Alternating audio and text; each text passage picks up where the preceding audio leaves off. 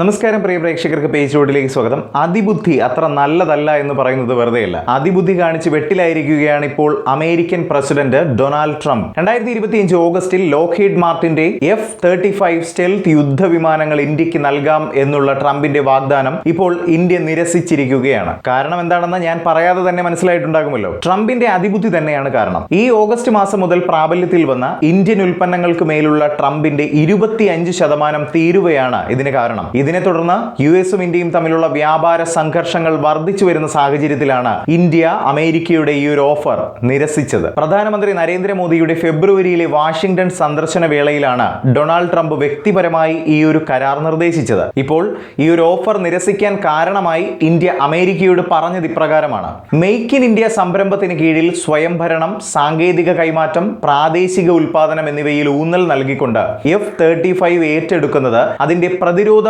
മുൻഗണനകളുമായി പൊരുത്തപ്പെടുന്നില്ല എന്നതാണ് ഇന്ത്യ സൂചിപ്പിച്ച കാരണം. അതുകൂടാതെ F-35 നൂതന സംവിധാനങ്ങൾ ഇന്ത്യയുടെ നിലവിലുള്ള റഷ്യൻ നിർമ്മിത സൈനിക ഉപകരണങ്ങളായ IL-78 ഇന്ധനം നിറയ്ക്കുന്ന വിമാനങ്ങൾ, integrated air command and control system എന്നിവയുമായി പൊരുത്തപ്പെടുന്നില്ലെന്നും കണക്കാക്കപ്പെടുന്നുണ്ട്. എന്നാൽ ഇപ്പോൾ ഇന്ത്യക്ക് ഏതൊരു വെല്ലുവിളി ഉയരുന്ന സാഹചര്യത്തിലും ഏറ്റവും അടുത്ത സുഹൃത്തിനെ പോലെ അല്ലെങ്കിൽ ഒരു നട്ടെല്ലായി പിന്നിൽ നിന്നുകൊണ്ട് ഇന്ത്യക്ക് താങ്ങാവുന്ന നമ്മുടെ റഷ്യ മുന്നോട്ട് വന്നിരിക്കുകയാണ്. ഇന്ത്യയുടെ പ്രതിരോധ വ്യാവസായിക ലക്ഷ്യങ്ങളുമായി പൊരുത്തപ്പെടുന്ന ഒരു സമഗ്ര പാക്കേജിന്റെ ഭാഗമായി റഷ്യ അതിന്റെ Su-57E 5ാം തലമുറ സ്റ്റെൽത്ത് യുദ്ധവിമാനങ്ങൾ വാഗ്ദാനം ചെയ്തുകൊണ്ട് ആകർഷകമായ ഒരു ബദൽ നമ്മുടെ രാജ്യത്തിനായി അവതരിപ്പിച്ചിരിക്കുകയാണ്. റഷ്യയുടെ ഈ ഓഫറിൽ പൂർണ്ണ സാങ്കേതിക കൈമാറ്റവും Su-30 MKI യുദ്ധവിമാനങ്ങൾ നിർമ്മിക്കുന്നതിൽ നിലവിലുള്ള ഹിന്ദുസ്ഥാൻ എയറോനോട്ടിക്സ് ലിമിറ്റഡിന്റെ നാസിക് ഫെസിലിറ്റിയിൽ ആഭ്യന്തര അസംബ്ലിക്കുള്ള പദ്ധതികളും ഉൾപ്പെടുന്നുണ്ട്. അസ്ട്ര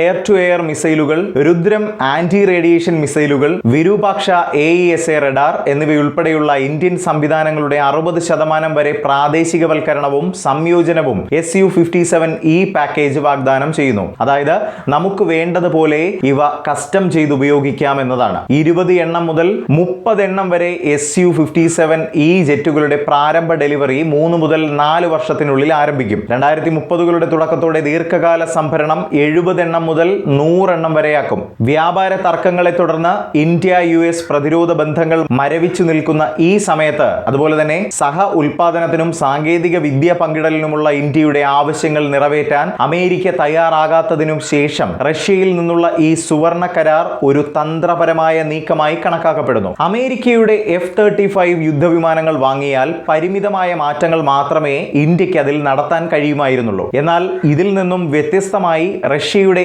Su-57 വിമാനം പ്രവർത്തിപ്പിക്കാനും പരിഷ്കരിക്കാനും ഇന്ത്യക്ക് കൂടുതൽ സ്വയംഭരണ അവകാശം നൽകിക്കൊണ്ട് Su-57 സോഴ്സ് കോഡ് പോലും റഷ്യ ഇന്ത്യക്ക് വാഗ്ദാനം ചെയ്യുന്നുണ്ട് എന്നത് കാണാതെ പോകരുത്. ഇന്ത്യയുടെ നീക്കം മൾട്ടി റോൾ ഫൈറ്റർ എയർക്രാഫ്റ്റ് പ്രോഗ്രാമുമായി യോജിക്കുന്നതാണ്. ഇത് യുഎസിന്റെ F-35 ഓഫർ പാലിക്കുന്നില്ല എന്നതും നാം ശ്രദ്ധിക്കണം. പ്രാദേശിക നിർമ്മാണത്തിനും സാങ്കേതിക വിദ്യ കൈമാറ്റത്തിനും മുൻഗണന നൽകുന്നു. റഷ്യൻ സ്റ്റെൽത്ത് ഫൈറ്ററുകൾക്ക് വേണ്ടി US ജെറ്റ് നിരസിച്ചത് നിലവിലുള്ള റഷ്യയിൽ നിന്നുള്ള ഉപകരണങ്ങളുമായും Su-30 MKI ജെറ്റുകൾക്കായുള്ള സൂപ്പർ സുഖോയ് അപ്ഗ്രേഡ് നിലവിലുണ്ട്. അതുപോലെയുള്ള ആധുനിക വൽക്കരണങ്ങളുമായും ഇന്ത്യയെ പുതിയ കഴിവുകൾ സമന്വയിപ്പിക്കാൻ സഹായിക്കുമെന്നതാണ്. 5ാം തലമുറ 4ാം തലമുറ വിമാനങ്ങൾ ഉപയോഗിക്കുന്ന ചൈനയിൽ നിന്നും പാകിസ്ഥാനിൽ നിന്നുമുള്ള പ്രാദേശിക ഭീഷണികളെ നേരിടാനും അതുവഴി മേഖലയിലെ ഇന്ത്യയുടെ മത്സരശേഷി നിലനിർത്താനും ഈ തന്ത്രപരമായ നീക്കം ലക്ഷ്യമിടുന്നു. സാങ്കേതിക കൈമാറ്റം, ആഭ്യന്തര അസംബ്ലി, ഇന്ത്യൻ സംവിധാനങ്ങളുമായുള്ള അനുയോജ്യത എന്നിവ വാഗ്ദാനം ചെയ്യുന്ന റഷ്യയുടെ Su-57E നിർദ്ദേശം ഇപ്പോൾ ഇന്ത്യയുടെ ആത്മനിർഭർ ഭാരത് സംരംഭത്തിന് കീഴിൽ ഇന്ത്യയുടെ വ്യോമസേനയുടെ നവീകരണത്തിന് ഏറ്റവും പൊരുത്തപ്പെടുന്ന അടുത്ത തലമുറ യുദ്ധവിമാന തിരഞ്ഞെടുപ്പായി നിലകൊള്ളുന്നു.